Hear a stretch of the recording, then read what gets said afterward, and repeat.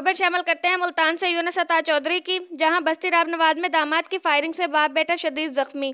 तफसीलात के मुताबिक बस्ती कोट रामनवाद में मोहम्मद हुसैन और अब्दुल हमीद अपने घर में मौजूद थे कि अली रजा, जो कि इस घर का दामाद है, आ गया, जिसकी बीवी रूठ कर मायके आई हुई थी। और आते ही अली रजा ने ससुरालियों को गालम गलौज शुरू कर दी और मोहम्मद हुसैन, जो कि उसका ससुर भी था, ने मना किया तो अली रजा ने फायरिंग शुरू कर दी, जिसके नतीजे में बाप बेटा शदीद जख्मी हो गए और मुलजिम मौका से फरार हो गया।